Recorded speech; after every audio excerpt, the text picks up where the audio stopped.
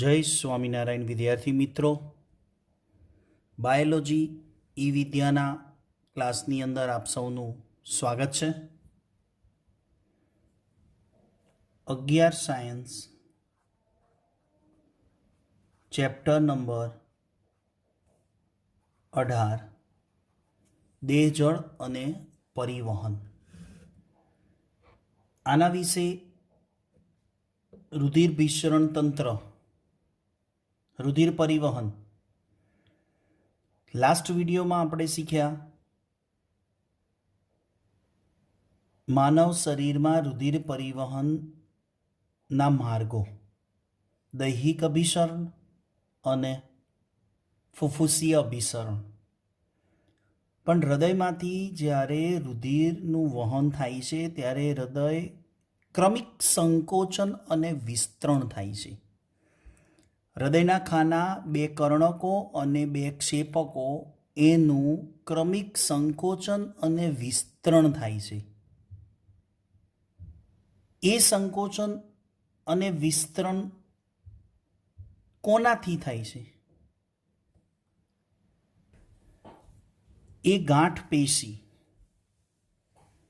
એના વિશે આજે વિડીયોમાં સમજીશું કે જેના દ્વારા મનુષ્યનું હૃદય સંકોચન અને વિસ્તરણ પામે છે. હૃદયને સંકોચન અને વિસ્તરણ કરાવવા માટે અથવા તો હૃદયને ધબકાવવા માટે આ એક પ્રકારની સ્વિચ છે, ઓપરેટિંગ સ્વિચ. જેમ પંખો ધીમો અને ફૂલ કરવો છે, ચાલુ બંધ કરવો છે, તો એના માટે રેગ્યુલેટર અને સ્વિચ આપેલી છે.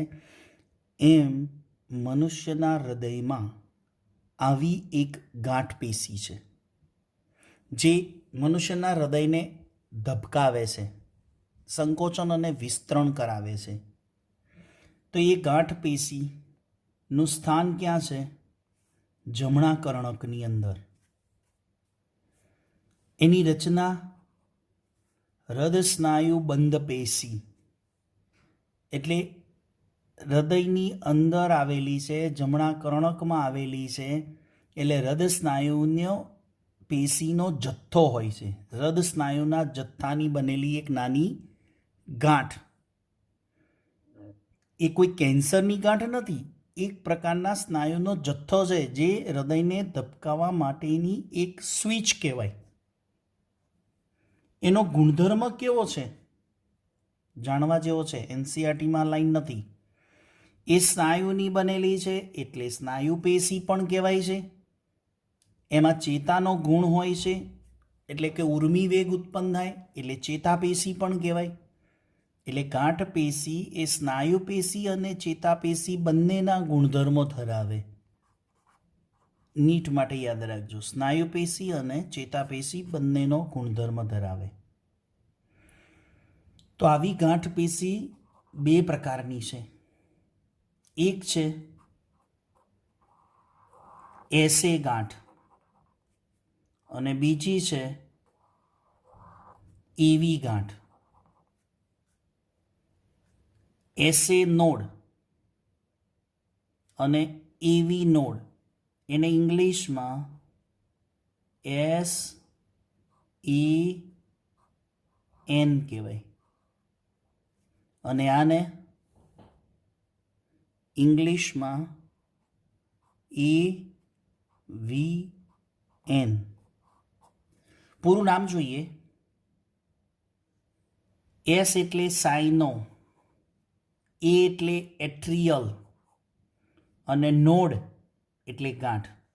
ગુજરાતીમાં શું કહેવાય? SE ગાંઠ, સાઇનો એટ્રિયલ ગાંઠ. એવી ગાંઠ, એટ્રિયો એટલે એ, વેન્ટ્રિક્યુલર એટલે વી અને નોડ એટલે ગાંઠ. SAN, સાઇનો એટ્રિયલ નોડ થઈ ગયું. એસ એટલે સાઇનો, એ એટલે એટ્રિયલ, એન એટલે નોડ, નોડ એટલે ગાંઠ. એટ્રિયો એટલે એ, વી એટલે વેન્ટ્રિક્યુલર, એન એટલે નોડ, નોડ એટલે ગાંઠ. ગુજરાતીમાં પ્યોર શબ્દ આપ્યો છે શિરા કર્ણક ગાંઠ. અહીંયા કર્ણક ક્ષેપક ગાંઠ. તો 3 નામ યાદ રાખવાના છે તમારે. એસે નોડ, શિરા કર્ણક ગાંઠ અને સાઇનો એટ્રિયલ નોડ. એવી ગાંઠ એટલે કે કર્ણક ક્ષેપક ગાંઠ, એટ્રિયો વેન્ટ્રિક્યુલર ગાંઠ એટલે કે નોડ. હવે એના કાર્યોને સમજીએ. એસેનું સ્થાન ક્યાં છે? પહેલાં સ્થાન અને ત્યારબાદ એનું કાર્ય. જમણા કર્ણકના ઉપરના જમણા ખૂણામાં, જમણા કર્ણકમાં ઉપરની દિવાલમાં જમણા ખૂણામાં, હું આકૃતિ દ્વારા સમજાવું છું. જ્યારે એવી નોડ ક્યાં છે? જમણા કર્ણકના નીચેના ભાગે ડાબા ખૂણામાં. હવે જો આ બંને ગાંઠના સ્થાન આકૃતિ દ્વારા સમજ લઈએ, જેથી તમને એનો પૂરી સમજ સાથે ખ્યાલ આવી જાય. આ હાર્ટ, બરાબર.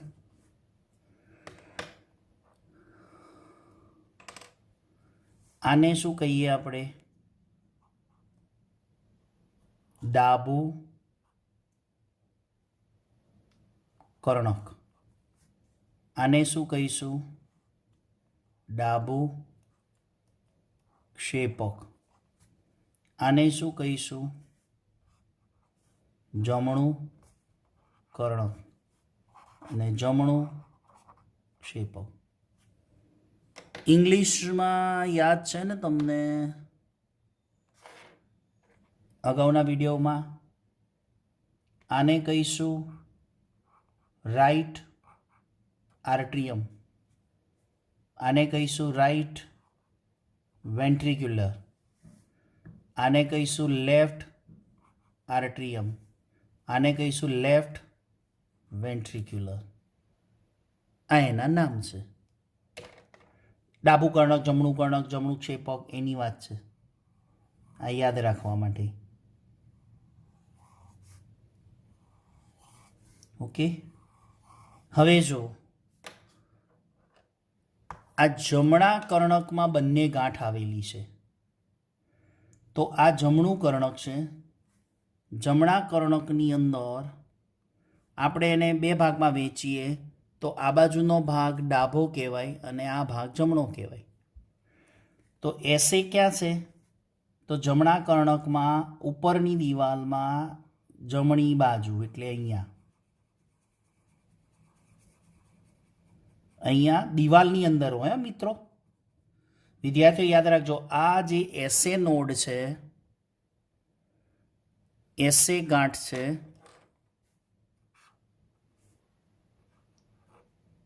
એસ એ ગાંઠ, એ જમણા કર્ણકમાં ઉપરની બાજુ, જમણા કર્ણકમાં ઉપરની બાજુની દિવાલમાં, એટલે પૃષ્ઠ દિવાલની અંદર જમણી બાજુ છે. આ એસે થઈ. હવે એવી ક્યાં છે? તો જમણા કર્ણકમાં, આ જમણા કર્ણકમાં ડાબી બાજુ વક્ષ દિવાલે અહીંયા છે. દિવાલની અંદર હોય આ ગાંઠ. આને કહીએ આપણે એવી ગાંઠ. એવી અને આ એસી. ક્લિયર? બંનેના સ્થાન. તો જમણા કર્ણકમાં પૃષ્ઠ દિવાલમાં જમણી બાજુ એસી, જમણા કર્ણકમાં વક્ષ સપાટીએ કે જ્યાં અહીંયા કર્ણકક્ષેપક પટલ હોય એ જગ્યા આગળ જમણા કર્ણકમાં ડાબી બાજુ વક્ષ દિવાલ એટલે કે નીચેની તરફ અહીંયા એવી હોય. હવે આગળ બંનેના કાર્યોને સમજમાં લઈએ. એસે ગાંઠનું કાર્ય શું છે અને એવી ગાંઠનું કાર્ય શું કહેવાય? એસે ગાંઠ એ કર્ણકોનું સંકોચન પ્રેરતા સંદેશા આપે. એટલે કે ટૂંકમાં કર્ણકોનું સંકોચન કરાવે. જ્યારે એવી છે ને એ ક્ષેપકોનું સંકોચન પ્રેરતા સંદેશા આપે. તો બે જ વસ્તુ યાદ રાખવાની છે, એસે ગાંઠની રચના અને એસે ગાંઠનું સ્થાન અને કાર્ય. એસે ગાંઠ કર્ણકોનું સંકોચન પ્રેરતા સંદેશા આપશે અને જ્યારે એવી છે એ ક્ષેપકોનું સંકોચન પ્રેરતા સંદેશા આપે. કેવી રીતે? આકૃતિ દ્વારા સમજીએ. સંદેશા એટલે મગજમાંથી નીકળેલા અથવા તો એસે ગાંઠ પોતે ચેતાપેશી તરીકે વર્તે છે. એટલે હૃદય કોણ કહેવાય? એક જગ્યાએ MCQ પૂછ્યો હતો, હૃદયનું મગજ કયું અથવા તો હૃદયનું હૃદય કયું? તો આખા હાર્ટને, ચલો હૃદય એ શું છે? આપણા શરીરનું મુખ્ય અંગ કહેવાય. આખા સમગ્ર શરીરને ચલાવે કોણ છે? હૃદય. મગજ ખરું, પણ હાર્ટ મેઇન ભાગ કહેવાય. એટલે હૃદય આપણા મનુષ્યને ઓપરેટ કરે છે. પણ હૃદયનું હૃદય કોણ? તો હૃદયનું હૃદય એસે કહેવાય. હૃદયને કોણ ઓપરેટ કરે છે? મનુષ્યની બોડીને ઓપરેટ હૃદય કરે છે, પણ હૃદયને ઓપરેટ કોણ કરે છે? એસે ગાંઠ. એટલે હૃદયનું હૃદય કોણ કહેવાય? એસે ગાંઠ. હવે ધ્યાન આપજો, અહીંયા એસે ગાંઠમાંથી ચેતાપેશી છે એટલે એમાંથી એક પ્રકારનો કરંટ એટલે કે વિદ્યુત પ્રવાહ નીકળે, વીજ પ્રવાહ. એ વીજ પ્રવાહ કર્ણકોની દિવાલમાં થઈને પ્રસરે. કઈ જગ્યાએ થઈને પ્રસરે? દિવાલમાં થઈને પ્રસરે છે. કર્ણકોની દિવાલમાં થઈને પ્રસરે. એટલે એસે ગાંઠમાંથી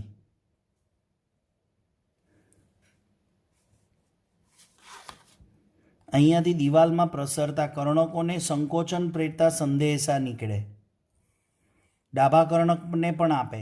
એટલે કર્ણકોને સંકોચન પ્રેરતા સંદેશા મોકલાવે. એટલે કર્ણકોનું શું થાય? સંકોચન થાય. એટલે એસે શું કર્યું? કર્ણકોનું સંકોચન. એટલે કર્ણકો સંકોચાય એટલે કર્ણકોનું બ્લડ ક્યાં આવે? કર્ણકોમાં ભરાયેલું રુધિર ક્યાં આવે? ક્ષેપકમાં આવે. જ્યારે એવી ગાંઠ શું કરશે?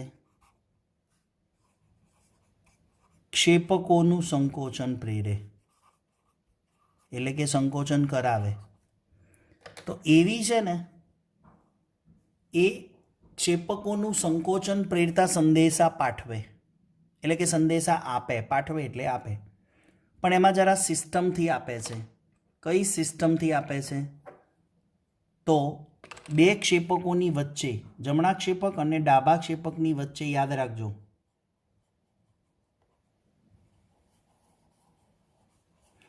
અહીંયા જમણા અને ડાબા ક્ષેપકની વચ્ચે એક સ્નાયુઓનું જૂથ આવેલું છે. સ્નાયુ આવેલા છે. કોની વચ્ચે? જમણા ક્ષેપક અને ડાબા ક્ષેપકની વચ્ચે સ્નાયુ આવેલા છે. એ સ્નાયુને હિસ સ્નાયુ જૂથ કહેવાય. શું કહેવાય? હિસ સ્નાયુ. અને જે હિસ સ્નાયુ છે ને એ જમણી અને ડાબી શાખામાં વહેંચાય. દિવાલની અંદર જ હોય. આ હિસ સ્નાયુ છે એ હૃદયની દિવાલમાં, હૃદયના ખાનામાં નહીં, હૃદયની દિવાલની અંદર આવા હિસ સ્નાયુ આવેલા છે. એ હિસ સ્નાયુ જમણી અને ડાબી શાખામાં વહેંચાય. આ જમણી શાખા અને આ ડાબી શાખા. આ પણ સ્નાયુના તંતુઓ જ છે. આ બે ક્ષેપકોની વચ્ચે જે આખું બંડલ છે એ હિસ સ્નાયુ છે, બંડલ ઓફ હિસ સ્નાયુ. પણ એ હિસ સ્નાયુ જૂથ એ જમણી અને ડાબી શાખામાં વહેંચાય. એટલે એ પણ સ્નાયુ તંતુ જ થયા. પણ એ સ્નાયુ તંતુને, જમણી અને ડાબી શાખામાં વહેંચાતા સ્નાયુ તંતુને પર્કિંજે તંતુ કહેવાય. કયા? પર્કિંજે તંતુ. એટલે એવી શું કરશે? એવી પોતે ક્ષેપકોનું સંકોચન કરાવવું છે, પણ એ પહેલા સંદેશા કોને ઉત્તેજના આપશે? હિસ સ્નાયુને. હવે હિસ સ્નાયુ કોના દ્વારા ક્ષેપકમાં પ્રસરાવે? સંકોચન પ્રેરતા સંદેશા પરકિંજે તંતુ દ્વારા પ્રસરાવે. ત્યારે ક્ષેપકોનું શું થાય? સંકોચન થાય. એટલે આપણે કહીએ એવી એક ક્ષેપકોનું સંકોચન કરે, એસે એક કર્ણકોનું સંકોચન પ્રેરે છે. તો આ આકૃતિ દ્વારા માનું છું કે તમને એસે અને એવીના સ્થાન અને કાર્યની સમજ પડી હશે. છતાંય ક્યાંય કન્ફ્યુઝન લાગે તો વિડીયો સહેજ રિવાઇન્ડ કરીને ફરીથી લિસનિંગ કરજો. જો અહીંયા લખ્યું જ છે મેં વર્ડિંગમાં, શાબ્દિક શબ્દ રચનામાં જુઓ, આકૃતિ દ્વારા તો સમજી લીધું. એસે કર્ણકોનું સંકોચન પ્રેરે, એવી એ ક્ષેપકોનું સંકોચન પ્રેરે. એસેને કુદરતી પેસમેકર કહેવાય, યાદ રાખજો, કુદરતી પેસમેકર. જ્યારે એવીને પેસ સેટર કહેવાય છે. આ નીટ માટે યાદ રાખજો. આ પેસમેકર કહેવાય. પેસમેકર એટલે હૃદયને ધબકાવવાની શરૂઆત કોનાથી થાય? એસેથી થાય. હૃદયને ધબકારા લે છે, હૃદય ધબકે છે. હૃદયના ધબકારા કોને આધારિત છે?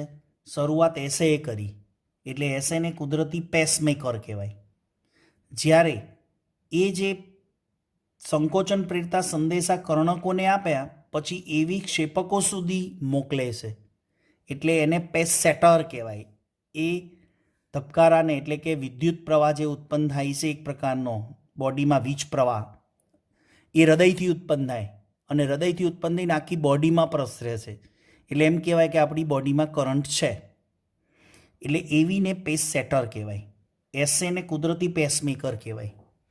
તમને આઈડિયા હશે જરા કે કોઈ બી માણસનું હૃદય કામ કરતું બંધ થાય અથવા તો એમાં ડિસ્ટર્બન્સ થાય ને ત્યારે એને આઈસીયુની અંદર હોસ્પિટલમાં દાખલ કરવામાં આવે ત્યારે આઈસીયુની અંદર એક મશીન સાથે જોડવામાં આવે છે, જે બાજુમાં ટીવી સ્ક્રીન જેવું હોય, જેના ઉપર હૃદયના ધબકારા અને એની એસે ગાંઠ છે ને નબળી પડી ગઈ હોય, એસે ગાંઠમાં મુશ્કેલી સર્જાઈ હોય, એટલે કુદરતી પેસમેકર કાર્ય કરતું બંધ થઈ ગયું હોય, એટલે એને કુદરતી પેસમેકર ઉપર રાખવામાં આવે, જે આખું મશીન છે એ હૃદયને ધબકાવે, કૃત્રિમ પેસમેકર. પણ ભગવાને કુદરતી પેસમેકર આપણી બોડીમાં મૂકી દીધું છે, જેનાથી હૃદય કન્ટિન્યુ ધબકારા લેશે અને હૃદયના ધબકારા શરૂ એસે કરાવે, એટલે એને કુદરતી પેસમેકર કહેવાય.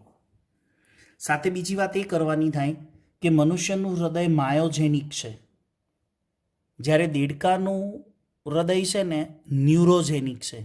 ન્યુરોજેનિક એટલે દેડકાનું હૃદય દેડકાના મગજથી કંટ્રોલ થાય છે, જ્યારે મનુષ્યનું હૃદય માયોજેનિક છે. હૃદય માયોજેનિક એટલે પોતાની જાતે પોતાની જાતે ધબકે છે, પણ એ ધબકારા કોણ ઉત્પન્ન કરે છે? ગાંઠ પેશી, એસે એટલે કુદરતી પેસમેકર સ્વયં ઉત્તેજનશીલ છે.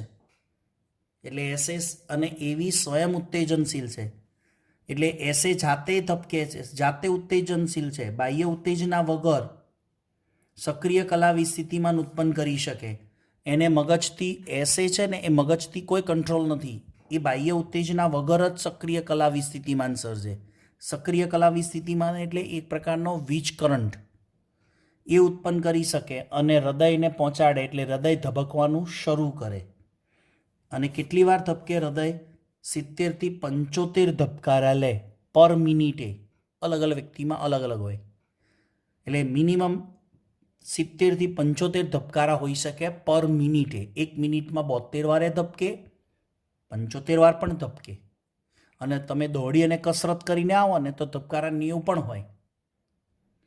તો આ વિડીયો દ્વારા આપણે એસે ગાંઠ અને એવી ગાંઠ, જેને કુદરતી પેસમેકર અને પેસેટર કહેવાય, જેને આપણે ગાંઠ પેશી કહીએ, તો આશા રાખું છું કે આ વિડીયો દ્વારા તમને હૃદયનું હૃદય કોણ છે અથવા તો હૃદયને કોણ ધબકાવે છે, હૃદયમાં એવી કઈ સ્વિચ આવેલી છે કે જે હૃદયના ધબકારા માટે જવાબદાર છે, આ વસ્તુની તમને પૂરી સમજ પડી હશે. તો આવતા વિડીયો લેક્ચર સુધી સૌ વિદ્યાર્થી મિત્રોને એચપી સરના જય સ્વામિનારાયણ.